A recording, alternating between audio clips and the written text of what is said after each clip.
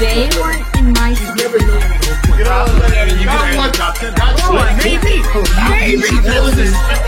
so the guy's doing a really good job. And I am the way.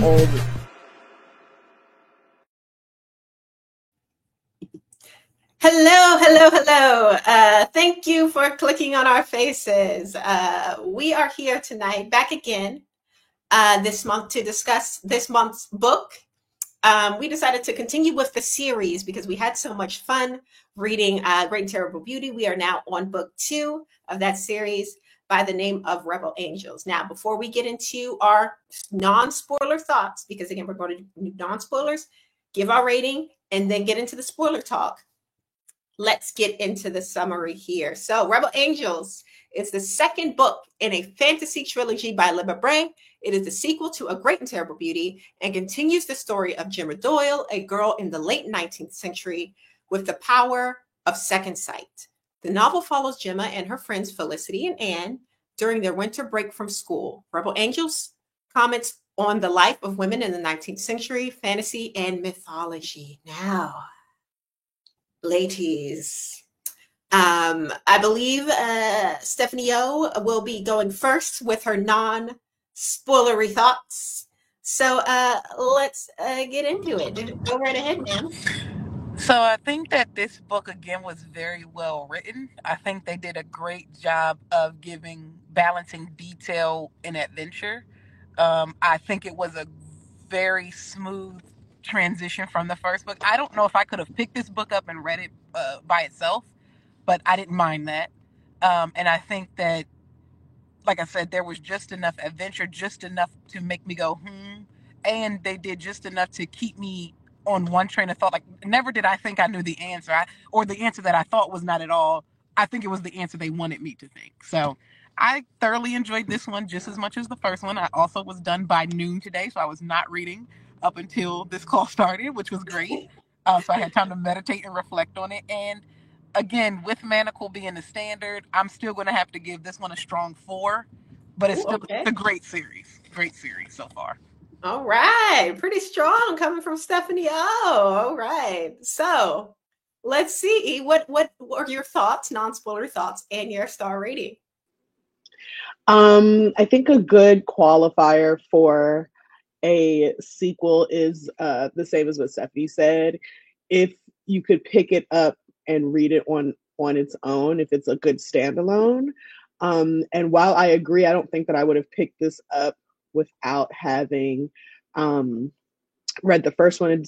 It doesn't quite grab you in without the fundamentals and the world building of the first book. Okay. I do like the direction that this I guess chapter of the trilogy goes. And I did appreciate more of the character development. And some of the new characters as well. Okay. That said, I think I gave the first book a 3.7. I know I don't do a point system, but I'm going to stick to my guns on that. I'm going to give this one like a 3.2. It's not as good as the first one to me, and I'll go into my reasonings for that later on. 3.2 technically. We'll go ahead. 2 is under the 5, so it's technically a 3. So we'll get 3 stars. All right. So for me, as you know, guys, I'm a lover of this series, right? And revisiting it after all of these many years has been very exciting for me. So I'm trying to look at it not through the lens of me enjoying this as a child and going back, the excitement of going back to it, but as an adult reader reading a book, right? To be completely fair. In my completely fair, non-biased opinion, I feel like this was a strong sequel. I ain't gonna hold you. I feel like it did what needed to be done. I don't feel like it outperformed the first. However, I do feel that it was right there, right there. It wasn't, it's hard to outdo a number one, right? So it's hard to outdo the first one. But I do feel like this book did the job, right? It did what needed to be done. But with that being said, I don't feel like, again, it's as strong as the first. And this seems to be like how everyone on the panel is feeling. But there were some very interesting points. I do feel like what this book did accomplish was adding more depth to the characters that previously were maybe a little bit shallow in their how they were written or defined. So now we get like a little bit more motivation. Now we get like a little bit more layers in their character, and I really enjoyed that about the book. So I'm going to give it 3.7. So I'm gonna right around here, right on, not exactly a 4, not exactly a 3. Okay, all right. So with that being said, oh, did I forget to play our little subscribe? Hold on, we're gonna do this and then we're gonna get into our spoiler time.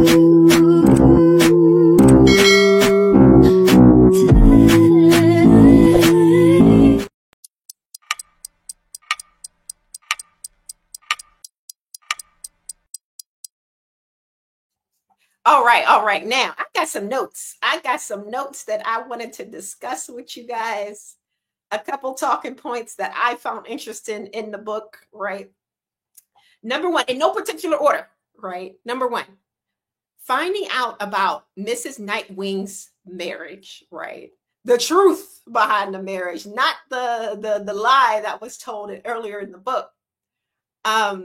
That was shocking to me, and how it was like kind of revealed at the end that, oh yeah, she was married before, but he died.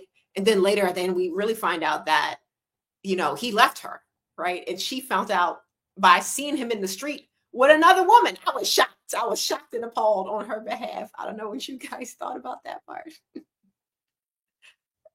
Was that shocking? I wasn't surprised. I feel like men of that time just carried on however they felt. It was, I will say it was disappointing because it was a much less romantic reality of rather than what was originally portrayed. Yeah, it's sad when people are predictable, always. Yeah. So I agree. I forgot that there was a lie told, so when I heard it, it kind of what I felt in that moment was, oh, this explains why she's so mean to the girls, because she is bitter. You know, I forgot that there was that he died or whatever, but I wasn't like shocked or anything. I was like, I know I went like, wow, but it just in my mind was like, oh, okay, so this is why she's so mean to those girls. Mm-hmm. So it didn't like. That wasn't what got my attention in my like mental notes, but it was it's good to know. Now, before I run down a couple of these, before we can decide what is our most interesting point, I notice now something that I didn't notice when I was younger, and I could be wrong, so y'all let me know if I'm catching what I feel like the book was throwing out. I feel like there's a plot hole here, because we find out who Cersei is in this book, right? And I feel as though at one point they said something about how Mrs. Nightwing was related to the person who turned out to be Cersei, again, which is Ms. Moore, right? But also, I believe in book 1, Mrs. Nightwing said something about Sarah dying in the fire. So how do you know this kid is Sarah, but also your sister, who's alive and well? Is it? Am I making sense? Like, is that a plot hole, or did I read that incorrectly? I do remember that Sarah dying in the fire. Really, the two girls dying in the fire from the first one, and I remember the letter at I forget, Victorium. What was the other school called? Wherever it was. Yeah. The letter saying I went to go work at the girls' school where my sister is the head mistress, but I don't know.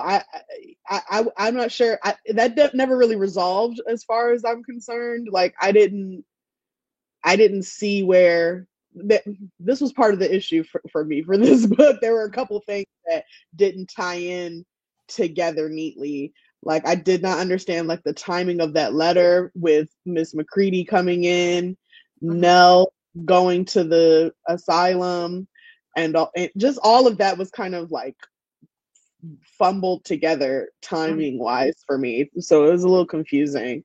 But I just kept chipping away at it. But yeah, that did come off as a plot hole. Unless Stephanie, you have something on that? I didn't pay attention to that at first, but as I'm thinking through it, to me it sounds like Mrs. Knight. They were saying they were her sister, but to her face they were saying they were her friend. They would be like, "Oh, that's my friend." So I think they were trying to use the sister to the public, but not with her. That's the only. But even then, wouldn't she not recognize her as Sarah, the girl who allegedly died in the fire? No, because remember she had a glam. They have glamours and stuff, so I don't think she was looking like her. So she wouldn't dare go back to Spence Academy looking like Sarah. Because remember when Bridget recognized Gemma because of her mother's eyes, Yeah. they would have known it was. I think she had a glamour on. But she don't got no magic though. That's the point. Only the magic is within the realms, and she can't access the realms. No, so she's able to access magic through a vessel. Remember, because she used Nail, so she's able to get some sort of. Because remember, she has Beast. The Beast killed Gemma's mother, so she's got. Okay. She's leeching off of other creatures, I think, to siphon magic to use herself. And the note, I believe she knew Gemma was coming. That's why she left that note saying she went ahead so she could cover her tracks at the boarding house. So she's able. I think she must have the sight as well. Because remember, Nell says she sees what you see. So the note was her saying, "Oh, Gemma's coming for me now. Let me cover my tracks so no one's gonna be looking for me moving forward." Okay, making it make sense. All right, good job. Because I was like, hold on here, what's going on? A couple other things. Y'all speak out if anything comes of interest to you.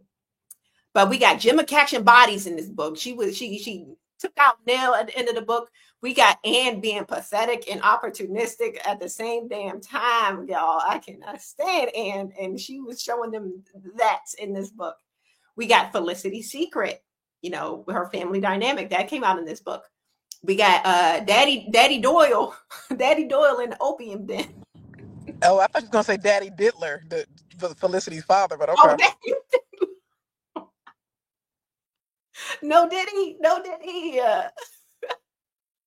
Yeah, him. Yeah, that's Felicity's secret. Simon Middleton, of course, our love interest, secondary love interest in this book. Kartik, the book opened from Kartik's perspective. So we see he's kind of like a double agent almost. He's sent on a separate mission to kill Gemma, but also, slightly falling for our redheaded mistress. And we also have Pippa returning from the grave, slowly turning into something unrecognizable. Those are a couple things that stuck out to me in the book. But yeah, this book just made me stand firm in my decision that Anne is despicable and Felicity is that girl. Y'all not going to act like Anne is Miss Victim here. I can't stand Anne. It is clear in this book that she's disgusting. Disgusting? I mean, she's always, woe is me. Oh, I could never. I'll let Aaron go, and then I'll come in. Well, I was going to say, did y'all ever watch, like, Gossip Girl? Yeah. Do you remember how Dan just kept talking about these different worlds and, like, how he doesn't feel like he belongs, he doesn't fit? Anne is Dan, but less confident. You know what I'm saying? Way less confident, because at least Dan, he had the sense of self that allowed him to be in those spaces and feel still somehow above all of their drama. Anne is in that space and she doesn't even have a sense of self, like, to know that she is worthy to be in that space, at the very least because of her talent and her character. Her character isn't the best because she's a human being, right? Okay. She's gonna falter at times. I don't feel like it's much better. Sorry, I don't feel like the other ladies are much better in integrity or further along in integrity than Anne is. I'll say this book solidified my thoughts on Gemma, because once again, every 5 minutes, if Anne is in the room or in the vicinity, she's talking down on Anne. Does that click that maybe that behavior and that doubles down and justifies Anne feeling out of place? It's like, but no, on your phone, like, Gemma goes out of her way to include Anne. In fact, Felicity does as well. They go out of their way to include her, and Anne is still so woe is me. Oh, I'm coming along, but I'm gonna be fucking Eeyore from Winnie the Pooh. It's like, girl, if you don't get yourself together, you don't stick up for yourself. But then when it comes to like being a little manipulative, you're okay with that. Cause see how she was going after Gemma brother with this whole fake identity with no qualms about it. That both Gemma and Felicity thrust upon her with their Gemma was not with it. manipulations. She was not with it. She gave a whole fake fiance for the brother so Anne will leave him alone. I'm sorry, but wasn't the Russian benefactor Gemma's idea? Look, No. come in, Stephanie. Oh, you got some things to say. I know, but yeah, let's hear. First of all, I will say that I lost a lot of interest in Anne in this book. I must agree with Cedar Superior. It was ridiculous. And then not only that, she liked to, in my opinion, she sides with whoever's on top at that moment. So if Felicity's up, oh yeah, Gemma, we can't do that. And if Gemma's up, well, no, Felicity, we can. She don't have her own opinions. Not only that, right? Gemma did not want her talking to her brother low key. She was like, even with all this fakeness and all of that, like, no. And then I also didn't like that she was like, well, it was your idea, Felicity. Take some ownership. You wanted to be this fake heiress too. Don't be mad now that you done got found out. Now it's everybody else's fault. I can't stand on it. She don't stand for nothing. And she can sing. She might even be a little intelligent, but I'm tired of her. I'm tired of her having to be pushed along and not being like, when are you going to come into your own? You've been to the realms. You done sang for people. What more do you need? Like, girl, the music's within. Like, come on, step it up. Facts. She a turncoat. She a sneaky one. As soon as the wind blows, she about to switch teams on you. And that's why I don't like Anne for facts. That's why I can't stand me some Anne. But Gemma, say what you want about Gemma. She will, think some stuff about you. But she gonna give you a chance. She just like she gave Kartik a chance. She just like she gave Pippa always gives time a chance, even though she listen. I'll agree. Oh, go ahead. I'm a mute. Just let me know. I was gonna say I'll agree that Anne was still pretty pathetic in this book, but I'm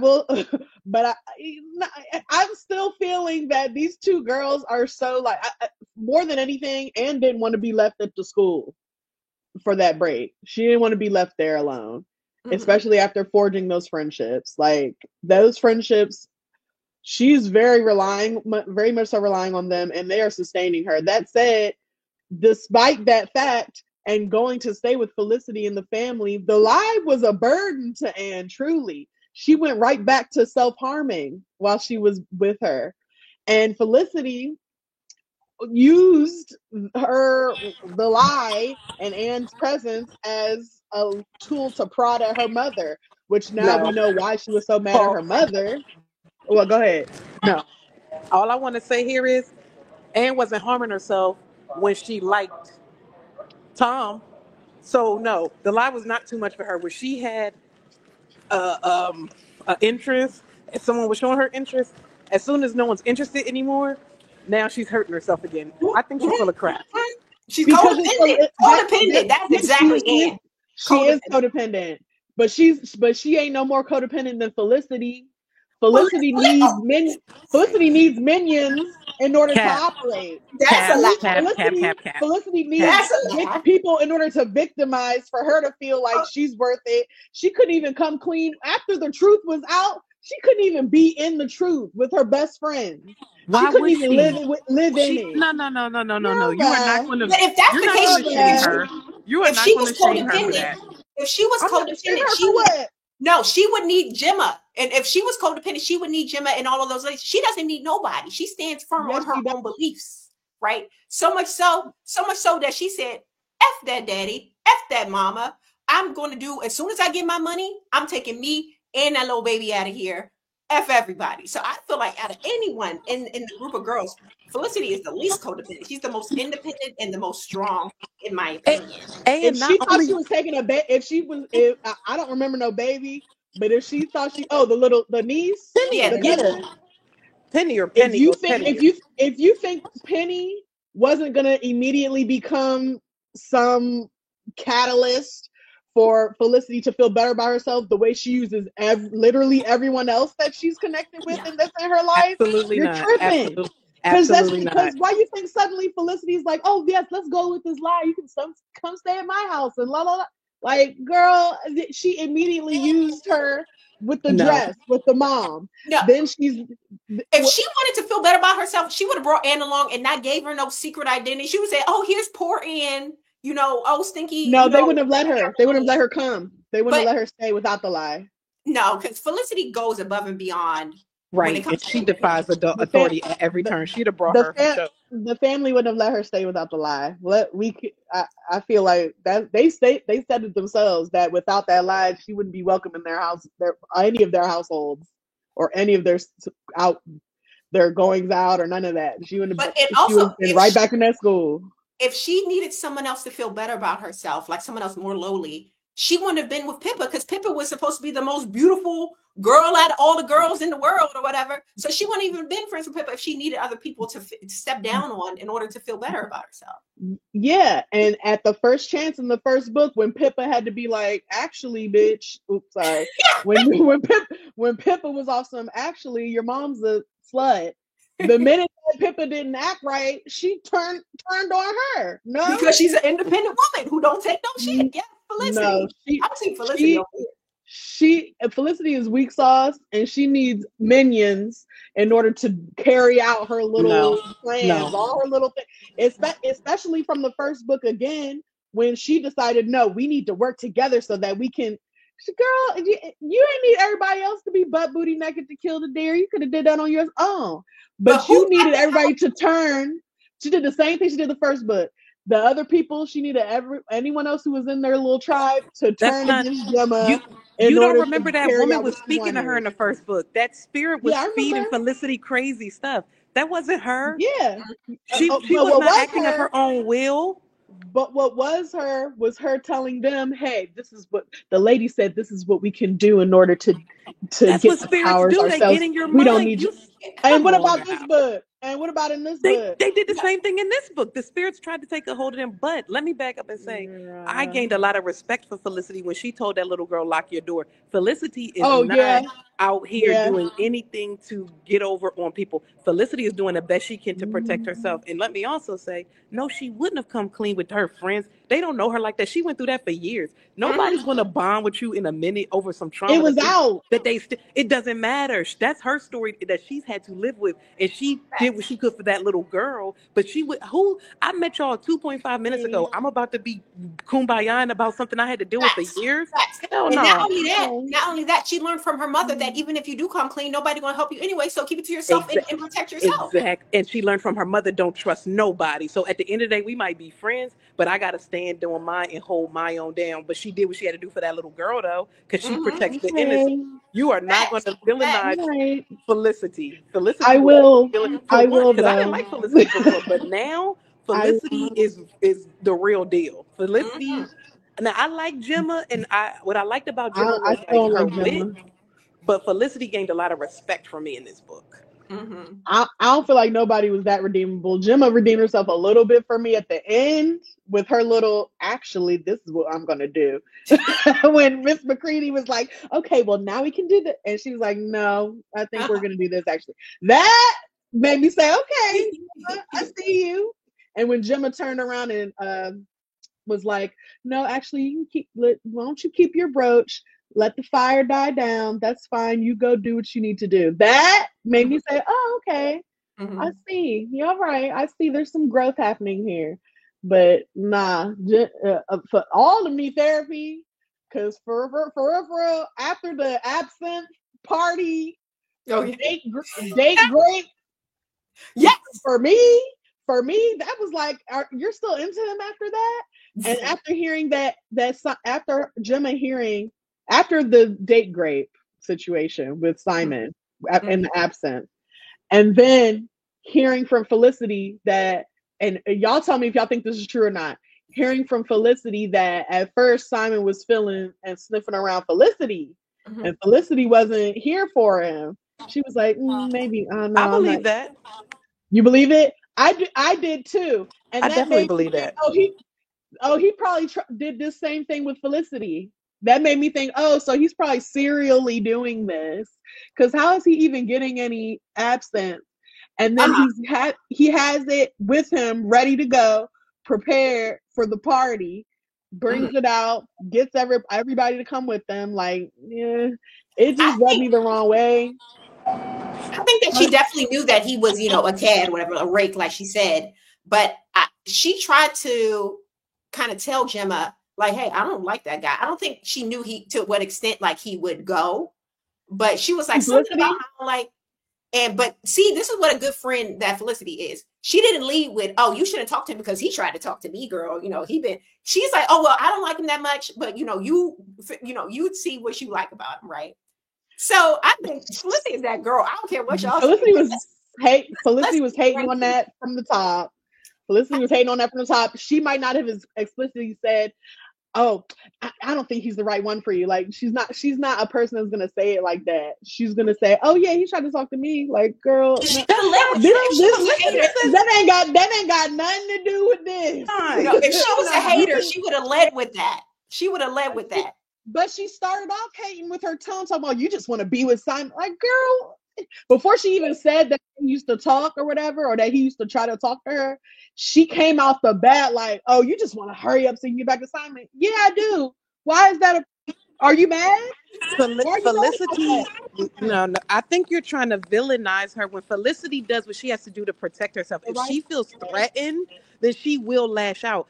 And think about it. Every time Felicity gets smart, it's because someone has made her feel threatened. She's not a malicious person, though. Mm-hmm. Like, I don't agree with that. And yes, she could have easily said he tried to talk to me. And quiet as it's kept, she could have probably took Simon from her if she wanted to, because Simon is that shallow. He only cares about status, this, that, and the third. She don't want him.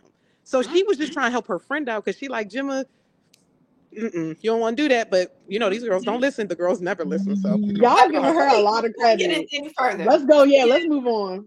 Let's acknowledge your books and birds. Thanks for being here. We appreciate you. Also, before we end the show, because we're running a little long, usually this has been a hot debate, right? I want to know, has your rankings changed at all from who your favorite girl is versus least favorite? For me, it's the same. Felicity, then Gemma, then Anne. Stephanie, you're shaking your head yes. So how has it changed for you? So Gemma still, I think Anne was my favorite before. Gemma is my favorite because she showed not only courage but wit. Especially as she was starting to solve the riddle, and discernment as she started to make decisions. I actually thought her character really evolved. Felicity is now my second favorite because I can see how strong she is and how, despite her life, she still keeps swinging. Anne has dropped to the bottom because if she doesn't just start to love herself and get some confidence, she might as well go ahead and get an arrow, in the next book, because this is ridiculous. I forgot Pippa. So for me, Felicity, Gemma, Pippa, and Anne. Where does Pippa stand for you before we go on to eat? Did you have a place for Pippa? Gemma, Felicity. Wait, you're muted. Okay, we'll come back to you. E? I think I had two lineups last time. That at the top first was Anne. At the beginning of the first book was Anne, I guess Gemma, Pippa, then Felicity. Then I ended with Pippa and Gemma and Felicity. Now I'm gonna say, just off the strength of the end of this book, I'm gonna say Gemma and Pippa and Gemma and Pippa and Felicity. Felicity was very childish the whole book, pretty much up until the thing with Penny and warning Penny, and almost really up until the end of the book, she was very childish. She was making all these crazy promises to Pippa. We had toward the end, like at the climax, there was like a wavering, like we didn't know if she was gonna rock with Hester or whoever, because she was making promises to Pippa. And it was like, she just was too committed to this idea that they could keep Pippa in the realms and Pippa wouldn't have to pass. And she couldn't even make the shot. Didn't she have a chance to make the shot and couldn't do it? And it had to be Gemma. Like, yep. Come on. Felicity just got some healing to do. And until she does that, I just don't know. I don't know. All right. Well, Stephanie, we're ranking again, including Pippa. Where does Pippa sit for you? Pippa's, I will still put Anne above Pippa because Pippa was manipulative the whole book. She had a glamour on the whole book. Pippa is gone. Pippa shouldn't even be on the list. Pippa is dead. It's the spirit. And she adds just enough plot to the book that I'm like, oh gosh, she about to come back with an army or something next week. I don't know, but Pippa needs to pass on. And Felicity did what she did with Pippa because she is a true friend. I don't see how you keep coming at Felicity like this time and time again. She keeps showing up. And let's not take away the fact that she's the only one who saved them when they was out at sea with them arrows. Them girls are useless. If Gemma don't have power, she's useless. Anne is pure strength. Anne, Felicity is pure strength. She is. I still like Gemma more because Gemma's giving me like Hermione energy a little bit, but Felicity is a close second for me. And all right, guys. All right, time. Ding, ding, ding, ding, ding, ding. But yeah, overall, very interesting, riveting conversation. We will be, again, we do these once a month, so we have determined that we will be going on to the third and final book of the series. However, there may be a little intermission in between because this final book is a doozy, guys. It's a really long book. So again, there may be a little, surprise novella in between. But we will be continuing the series. Thank you guys for being here. If you like the video, please like the video and join us next month for our next book review, which is again going to be the third in the series. And we'll announce the novella sometime within the coming weeks. All right. See you later. Goodbye.